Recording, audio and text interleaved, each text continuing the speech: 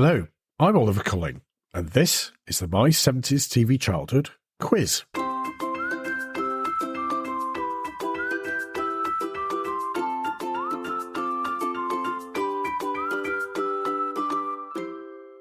Welcome back, and thanks for joining us for the 7th edition of our quiz. If you're listening for the first time, then you are particularly welcome, and welcome back to regular quizzes. It's time to get your brains into gear and answer 20 questions of 70s TV-related trivia spread over 4 rounds. It's all for fun, but I do know that some of you are ultra-competitive about this, which I kind of like, really. Judging from the latest messages in my bulging digital postbag, you do seem to be enjoying it. A number of you have been in touch to say that you found the last quiz a bit tough. Well, sorry, dear listeners, that's sort of the idea of it. If you all got 20 out of 20, it wouldn't be much of a challenge, would it? I have had a few complaints as well that having Blankety Blank as one of the theme tunes featured on the last episode was too easy. I can't win really, can I? The fact that the words are included was designed to help, especially if you've been finding the quiz tough. I'll try and do better next time. If you want to let me know how you've done or have any comments about the quiz, then send me an email to quiz@my70stvchildhood.com. Or you can leave a comment on our blog or on our socials, as I believe younger people refer to them nowadays. So, without further ado, grab yourself a drink, get hold of a pen and paper, and let's play. Round 1. Now, we're going to mix things up a bit this week, so we're starting off with a new round, which we called Soap Suds, where all the questions are about, you guessed it, soap operas. Question 1. In which fictional city is Coronation Street set? In which fictional city is Coronation Street set? Question 2. Peggy Skilbeck was the daughter of Annie Sugden on Emmerdale. What were her 2 brothers called? Question 3. In Dallas, first broadcast in the UK in 1978, who was the father of Cliff Barnes and also his sister Pam, who was married to Bobby Ewing? And still on Dallas, what was the name of the spin-off show featuring Gary and Valine Ewing? What was the name of the Dallas spin-off featuring Gary and Valine Ewing? And question 5, back to Coronation Street. In 1978, Alf Roberts married the owner of the corner shop. What was her name? What was the name of the corner shop owner who married Alf Roberts? Okay, how did you do? Was that a good start, or have you got ground to make up? Let's go on to round 2. And this is our Fil Rouge Round, where we ask questions based upon things featured or mentioned in previous episodes of the podcast. If you haven't listened to many episodes, don't worry. I'm sure you'll be able to make some educated guesses at most of the questions. So here we go. Question 1. In March 2001, we released an episode called I Do Have a Wooden Heart, where I interviewed Tim Worthington, who had been traumatised by an adaptation of which famous fairy tale? So which famous fairy tale adaptation traumatised Tim Worthington? Question 2. Our episode Get Down Shep featured Blue Peter and looked back at the Blue Peter book for 1973. What recipe did John Noakes suggest you made for the royal wedding of Princess Anne and Captain Mark Phillips? Question 3. Which football team do I support? Question 4. Grow Grow the Lightning Tree was the theme music to which TV show we featured in an episode of the same name? Grow Grow the Lightning Tree. And question 5. What was the name of the Australian soap opera set in the Albert Memorial Hospital, which started in the late 1970s? Which Australian soap opera was set in the Albert Memorial Hospital? Halfway point already. I hope you're all keeping focused and concentrating. Take a deep breath. And here we go with round 3. And this is our round, which combines our purpose-built Wheel of Fate with our specially designed AI-powered theme tune generator. Put simply, we spin the Wheel of Fate to give us a year from the 1970s, and then the theme tune generator selects 5 random theme tunes from shows which were first shown in that year. Okay? If there are no more questions, let's spin the wheel.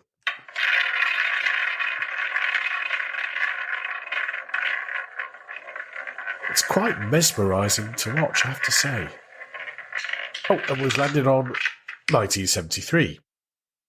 So I'll just take a moment to plug that into the AI theme tune generator, and here we go.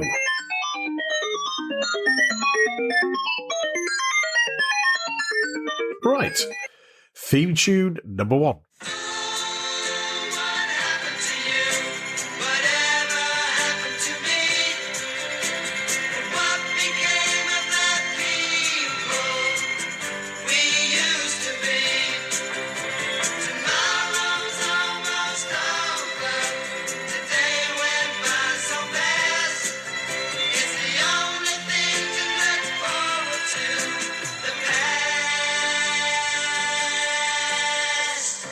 Quite easy, that one, I think.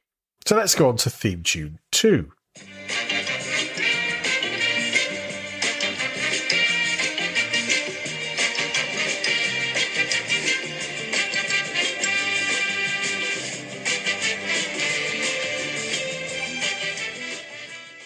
And number 3. Billy, Billy, don't you be silly, fantasizing small-town boy. Keep on tantalizing them with your joy. That's my boy. Billy, Billy, you're not so silly. Cost of freedom's getting higher. Pay your way by warming them at your fire. A bit trickier, that one, I think. So let's go on to number 4.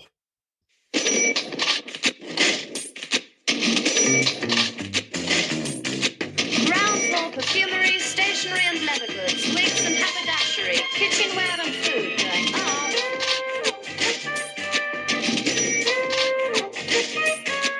First floor, telephones, gents' ready-made suits, shirts, socks, ties, hats, underwear and shoes going on. Anyone who doesn't get that one should hang their heads in shame, I think. And finally, theme tune number 5. Yesterday I was happy to play for a penny or two a song, till a fella in a black sedan took a shine to my one-man band. He said, we got plans for you, you'd never dream. You're a star, a army suit and a new guitar. And I know that you'll go far, 'cause you're a star. You're a star, superstar. On you go with your finest star. So how do you do? Because we're at the last round already. And this is our TV Times round, which can include any TV-related trivia from the 1970s. Are you ready? Let's play. Question 1. Which cartoon series featured Tom Bosley, who played the father in Happy Days, as an ordinary American man living with his family in an American suburb?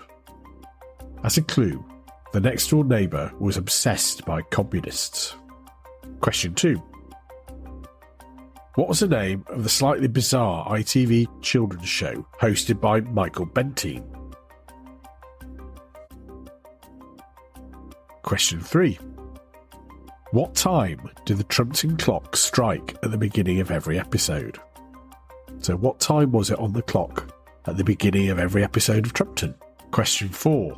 Who was the regular presenter of Crackerjack before Ed Stewpot Stewart? Who was the regular presenter of Crackerjack before Ed Stewpot Stewart? And finally, question 5.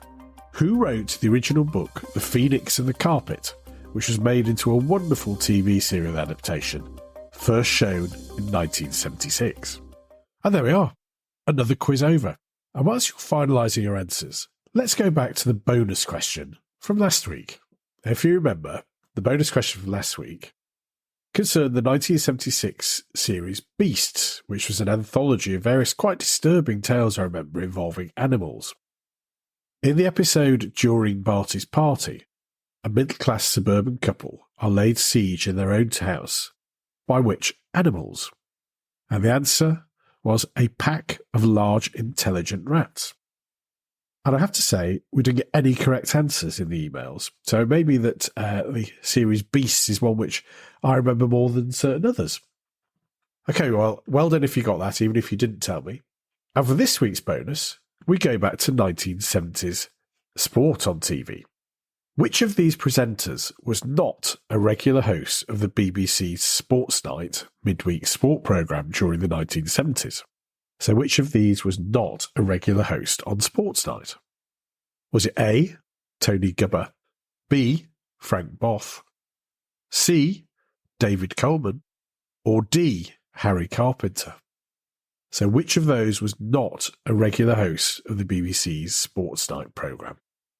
A, Tony Gubber, B, Frank Boff, C, David Coleman, or D, Harry Carpenter?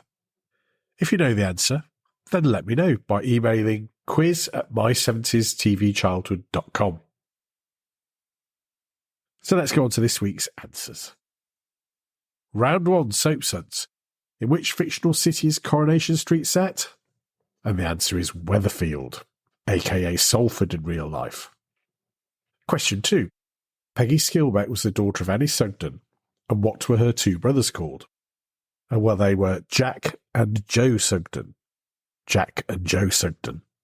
In Dallas, first broadcast in the UK in 1978, who was the father of Cliff Barnes and his sister Pam, who was married to Bobby Ewing? And that was Willard or Digger Barnes. So Digger Barnes. Question 4, following on from that, still related to Dallas, what was the name of the spin-off featuring Gary and Valine? And it was Knots Landing. And back to Coronation Street for question 5.